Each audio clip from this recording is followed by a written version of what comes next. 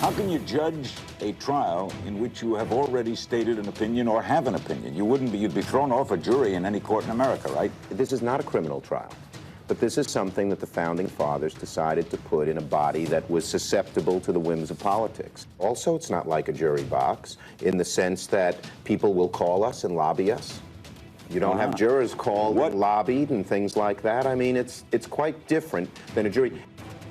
Senator Chuck Schumer back in 1999 discussing President Clinton's impeachment trial. He's now the top Democrat in the Senate as they prepare for the impeachment trial of President Trump.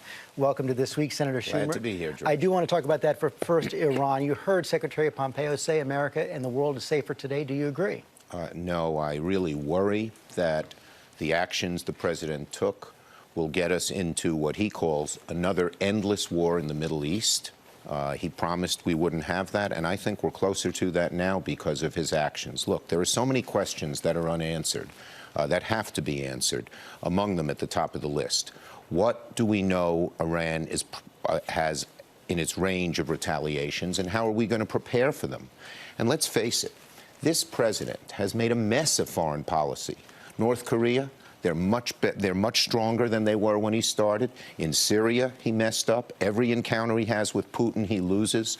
And so I am really worried, and that is why Congress must assert itself. I don't believe the president has authority to go to war in Iraq without congressional. You just heard Secretary Pompeo. He said they do. Well, I don't believe that, and I think Congress and I will do everything I can to assert our authority. We do not need this president either bumbling or impulsively getting us into a major war. And the reason the Founding Fathers said Congress had to okay it is because that's a check on a president who is doing so many wrong things. His foreign policy has been erratic and unsuccessivul thus far. I worry it still is. You heard Secretary Pompeo say that what they've been doing is cleaning up the mess in Iran left by President Obama. You were initially against the Iran nuclear agreement.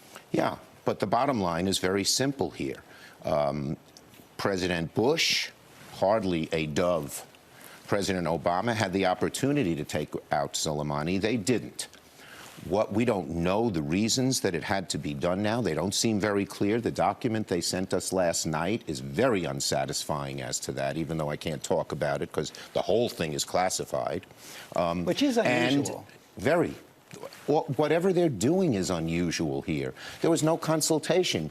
Every other president who served under, the leaders are called ahead of time and at least know what they do. And again, the Founding Fathers wanted Congress. They gave Congress the war powers, the war-making authority, because they wanted a check on the executive. This executive seems to have no check.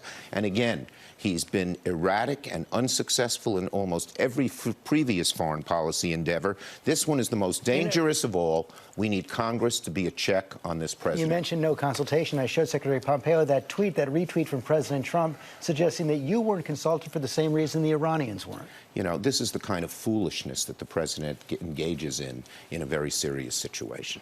Let's talk about impeachment. Where do things stand on Speaker Pelosi sending over the articles of impeachment to the Senate? Well, look, this impeachment, let me just take one step as where we're at. When these articles come over, the focus will be on 4 Republican senators. First, the charges, as you know, are grave.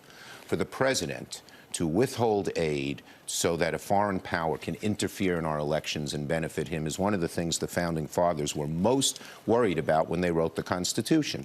They gave Congress the ultimate power, the Senate and the House, of impeachment. If we are not going to have a fair trial, if all the facts are not going to come out, if we're not going to hear the truth and there's going to be just one giant cover-up, America has changed. And the power of an overweening executive is far too great. Let me just finish. The McConnell will not go for a fair trial. You can't have a fair trial without witnesses and documents, particularly those that were right at the scene of the charges.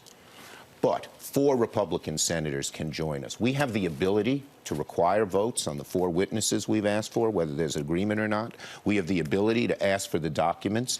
And I hope, pray, and believe there's a decent chance that 4 Republicans will join us. If they do, We will have a fair trial. We don't know what these witnesses will say. It may be exculpatory. It may be further condemning the president. But then we'll let the chips fall where they may. You heard Senator McConnell say that let's follow the Clinton example. You go for the first 2 weeks, have the arguments from the lawyers of both sides, and then have a vote, then consider whether to have witnesses to come forward. What's wrong with that? Where but in Alice in Wonderland do we hear all the arguments and then maybe have the evidence, the witnesses, and the trial? Well, that was the Clinton model, though. Well, the Clinton model is totally different.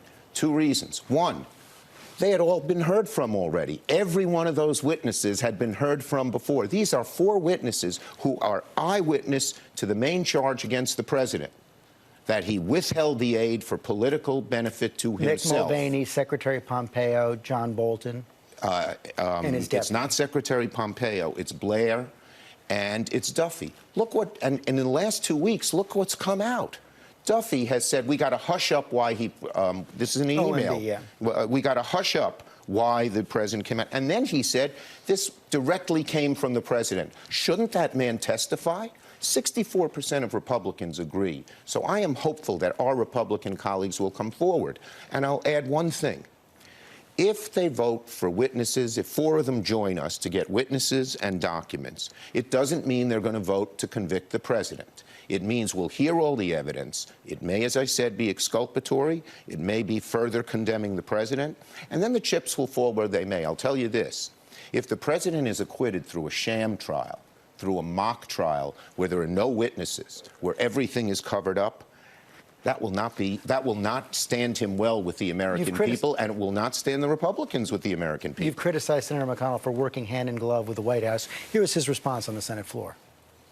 We've heard claims that it's a problem that I've discussed trial mechanics with the White House. Even as my counterpart, the Democratic leader, is openly coordinating political strategy with a speaker who some might call the prosecution.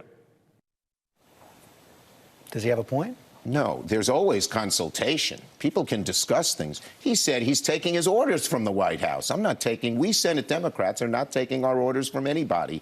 We have come to the view that we need the truth and nothing but the truth. You know, Jack Webb, just the facts, ma'am.